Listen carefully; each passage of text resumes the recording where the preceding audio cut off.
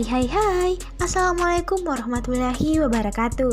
Nah, di video kali ini saya akan bahas tentang implementasi pelarangan praktik anti monopoli dan persaingan usaha yang tidak sehat. Nah, sebelum masuk ke pembahasan materi, saya akan perkenalkan dulu nih anggota kelompok saya, yaitu kelompok 9. Perkenalkan, saya Elma, rekan saya Vivianti, dan Nur Isma Padilla. Itulah perkenalan singkat dari saya. Simak video berikut ini.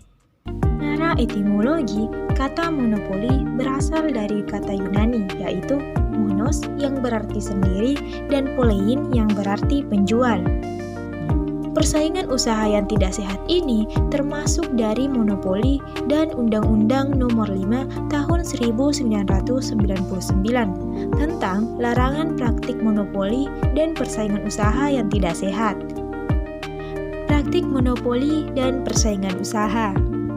Yang pertama, monopoli terjadi sebagai akibat dari superior skill yang salah satunya dapat terwujud dari pemberian hak paten secara eksklusif oleh negara.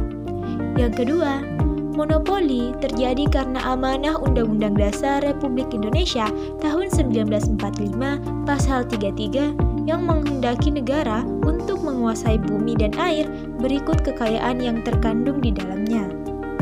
Persaingan usaha tidak sehat di Indonesia. Di beberapa negara hukum, persaingan dikenal dengan istilah antitrust laws atau anti-monopoli. Nah, di Indonesia sendiri dikenal dengan istilah yang sering digunakan adalah hukum persaingan atau anti-monopoli. Nah, di Indonesia, hukum anti-monopoli diatur dalam Undang-Undang Nomor 5 Tahun 1999 tentang larangan praktik monopoli dan persaingan usaha tidak sehat. Faktor-faktor yang mempengaruhi anti-monopoli dan persaingan usaha tidak sehat. Yang pertama, globalisasi ekonomi. Globalisasi ekonomi mengakibatkan terciptanya hubungan perdagangan secara internasional yang dilakukan secara bebas antar individu dengan individu atau negara dengan negara. Pasar bebas memberi kemudahan bagi barang impor untuk masuk ke dalam pasar dalam negeri. Dengan masuknya barang impor tersebut membuat barang dalam pasar dalam negeri menjadi sangat beragam dan menciptakan persaingan bagi pelaku usaha produsen barang. Yang kedua, persaingan usaha.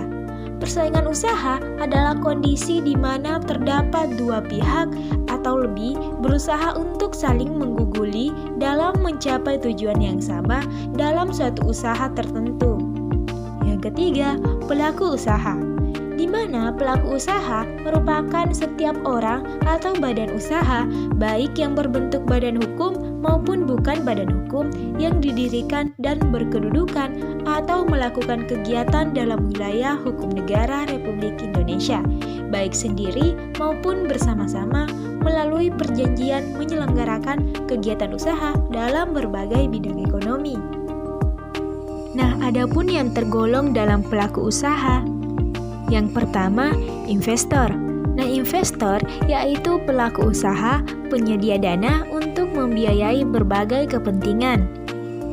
Yang kedua, produsen, yaitu pelaku usaha yang membuat, memproduksi barang ataupun jasa dari barang-barang dan atau jasa lain, baik itu bahan baku, bahan tambahan atau penolong, dan bahan-bahan lainnya.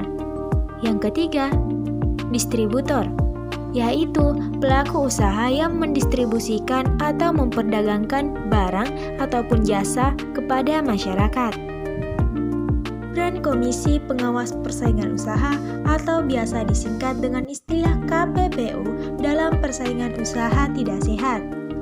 KPPU sebagai lembaga negara komplementer memiliki tugas yang kompleks dalam mengawasi praktek persaingan usaha yang tidak sehat oleh para pelaku usaha. Hal ini disebabkan semakin masifnya aktivitas bisnis dalam berbagai bidang dengan modifikasi strateginya dalam memenangkan persaingan antar kompetitor. Nah, disinilah KPPU memerankan perannya sebagai penjaga dan pengawas pasar agar tidak terjadi yang namanya persaingan yang tidak sehat. Kebijakan anti monopoli. Kebijakan anti monopoli merupakan campur tangan pemerintah dengan tujuan untuk mempengaruhi harga, jumlah yang diproduksi, dan distribusi pendapatan dari kegiatan ekonomi. Nah, adapun kebijakan anti monopoli. Yang pertama, pembatasan penggabungan dan akuisisi perusahaan. Yang kedua, pembatasan praktik harga diskriminatif. Yang ketiga, pembatasan praktik dumping.